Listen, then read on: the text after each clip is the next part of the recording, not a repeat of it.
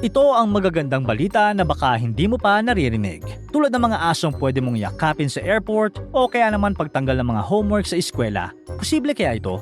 Pero aminin, napangiti ka dahil ang dating pangarap lang, good news na ngayon. Number 7. Aso sa airport, pampawala ng stress. Nerebyoso ka ba kapag sasakay sa eroplano? Parang gusto mo na lang umuwi para yakapin ang aso mo.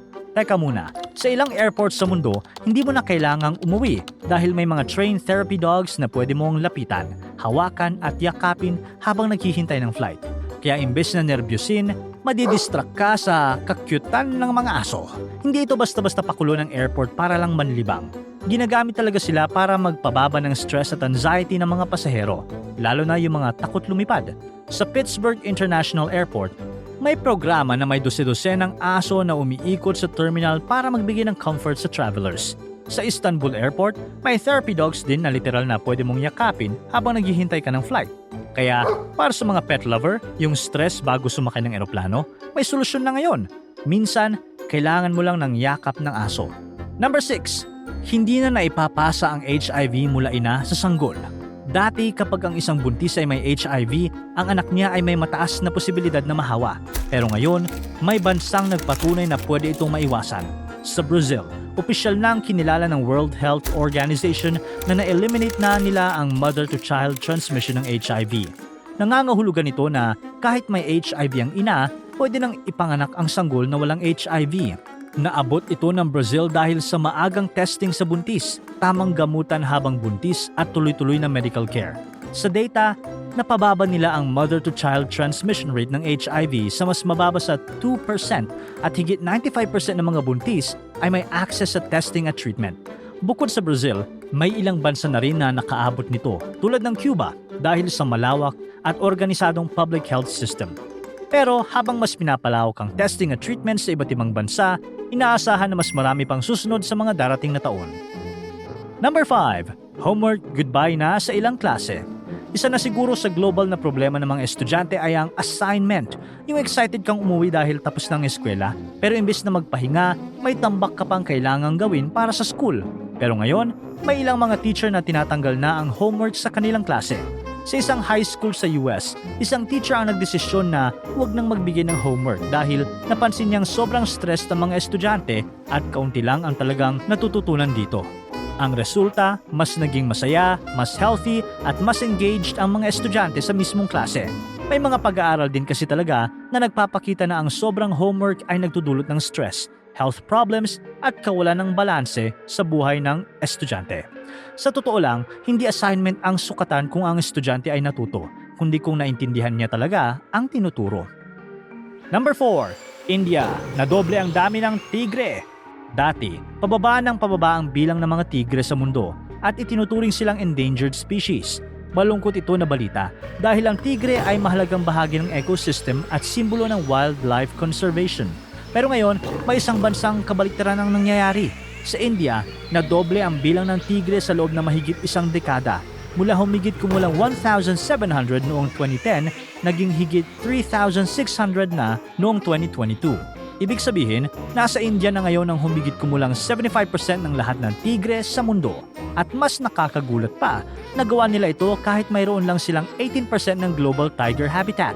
At kahit isa sila sa may pinakamataas na population density sa mundo. Sa kasalukuyan, ang mga tigre ay naninirahan sa humigit kumulang 138,200 square kilometers, kasama ang tinatayang 60 million na tao sa parehong lugar. Pero paano naman nila nagawa iyon? Una, may mahigpit silang anti-poaching laws, mahigpit na pagbabantay at mabibigat na parusa laban sa iligal na panghuhuli at pagpatay ng mga tigre.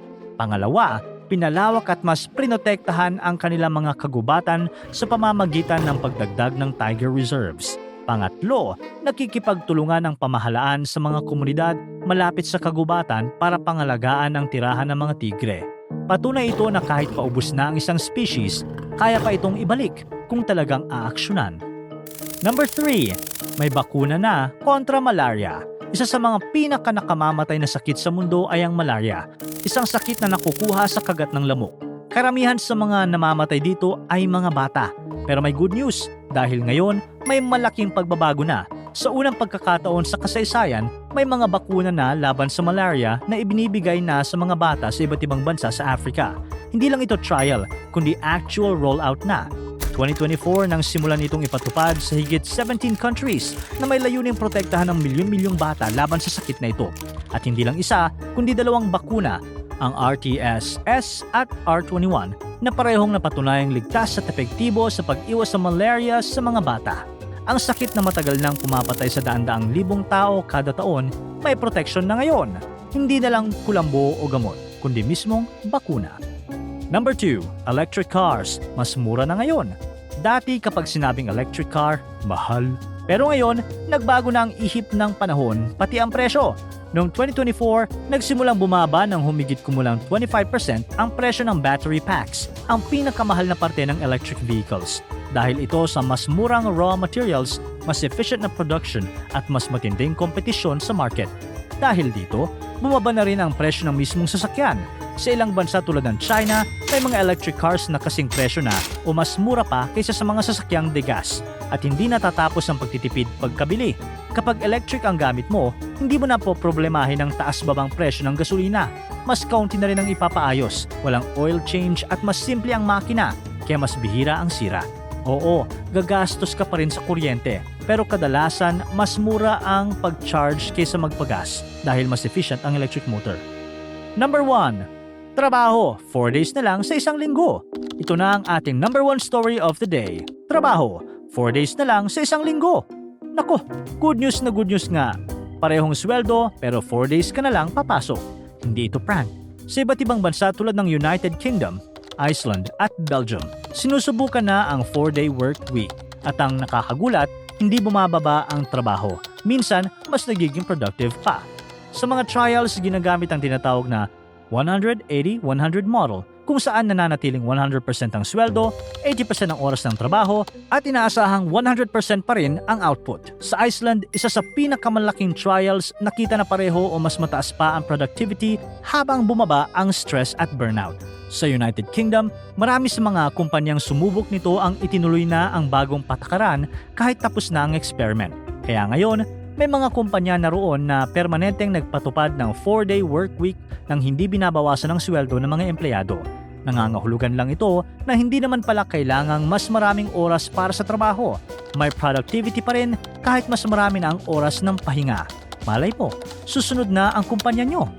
May mga batang unti-unti nang napoprotektahan laban sa malaria. May mga trabaho na posibleng maging 4 na araw na lang sa isang linggo. Ibig sabihin, habang may problema ang mundo, may mga problema pa ring unti-unting nasosolusyonan at mga pagbabago na pumapabor sa tao.